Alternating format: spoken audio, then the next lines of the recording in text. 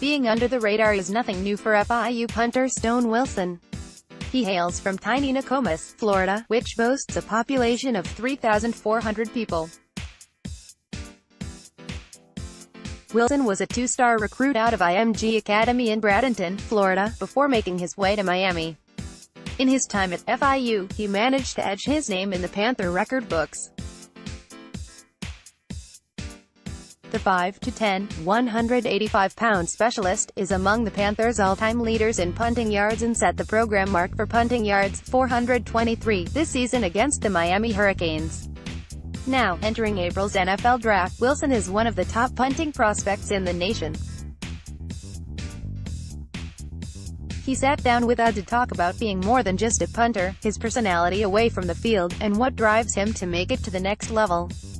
Author's note: as UDD's FIU beat writer, I covered Wilson during the 2018 season. What was it like growing up in Southwest Florida? Wilson: there's really not much going on. I mean, if it's the weekend, I'm probably at the beach or just hanging out on the boat with friends. Maybe go to the mall, but that's about it. This area, it's really just an older, retirement community. So, what was the transition like going from Nokomis, Florida to Miami? Wilson: when I first got to Miami, I didn't really like it all that much. Because it was so different than what I was used to. This city really never sleeps. You know, there's always something to do whenever, 365 days a year. Coming from my hometown, doing nothing but the occasional house party every other weekend. Whereas down in South Florida, you could go out on a Tuesday or Wednesday and it's a packed club. So that definitely took some time to get used to. It wasn't until halfway through my sophomore year before I started getting used to it. FIU isn't the most widely known school nationally. For those who are just finding out about the school, how would you describe FIU as a university and a football program? Wilson: when I say I'm from FIU, I immediately have to say, it's down in Miami. Then people kind of get an idea. But I can say without a doubt this is one of the fastest growing programs and schools in the nation. Just from when I came in, the budget, in terms of our facilities, have improved so much. The campus is beautiful. It's Miami. For anyone who's curious, just come and check it out. That's not even talking about our program, which it took a huge step last year, being able to get that bowl game victory, which set a new record for wins in a year. I can't wait to see what it's like in another 4 years. Speaking of the bowl game, how was it to win the Bahamas Bowl and close out the season on a high note? Wilson: it was just the icing on the cake. We definitely should have won against FAU. Looking back at it, they weren't that good.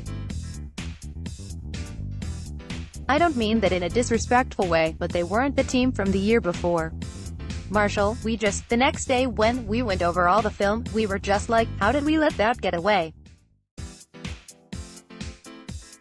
But, when it comes to the bowl game, it honestly was just the icing on the cake for our seniors and even our fifth-year guys. I can't imagine what it felt like for them because they really came from the lowest of the low at the program. It was heartwarming, knowing that we could end our 4 years with a win.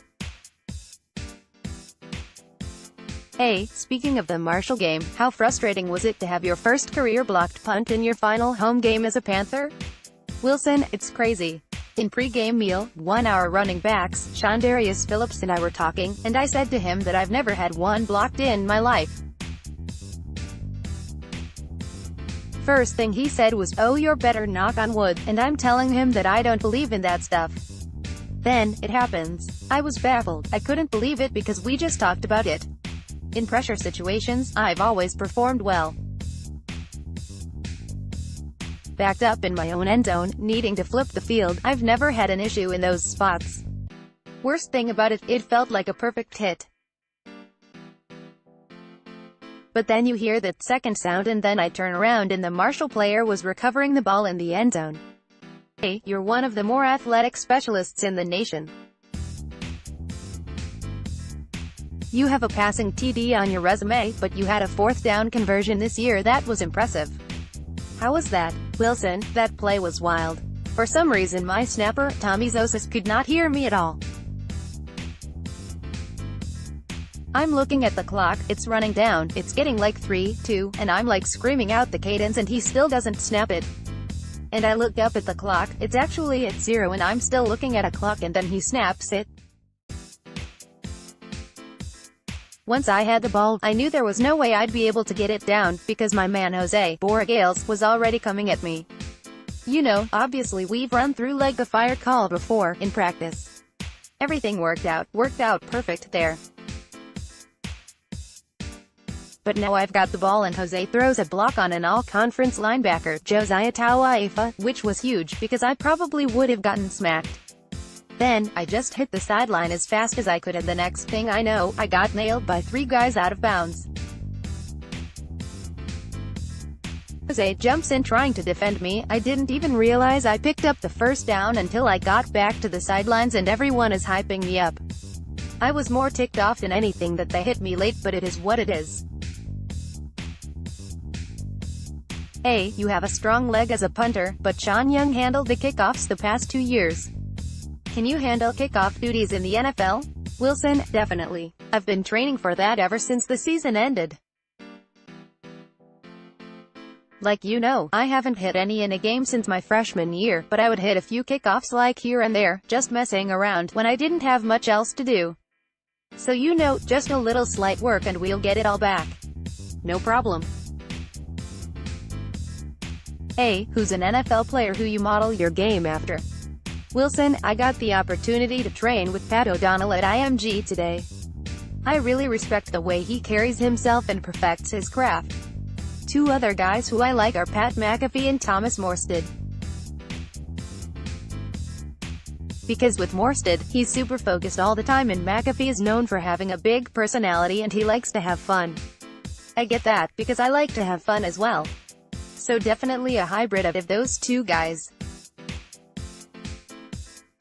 Hey, who has been the biggest influence on your life so far and why? Wilson, I'd say my dad. Because ever since I can remember, he's been traveling all around for work. He worked for Delta for a long time and then they closed his hangar down. Later, he gets rehired by Delta in Orlando and then he gets transferred up to Atlanta. For 10 years, he's been commuting for work, 4 days on, 3 days off.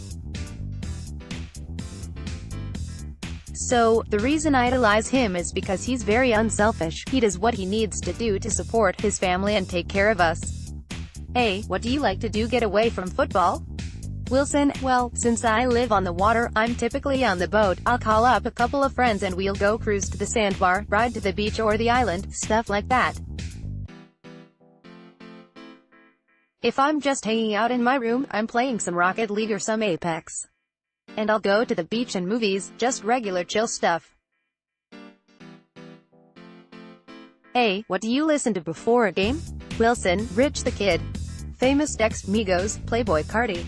I think the only really well-known artist I listen to is Migos. Hey, last one. If I'm an NFL GM or head coach or scout, why should I take a shot on Stone Wilson? Wilson, because I'm not going to let you down.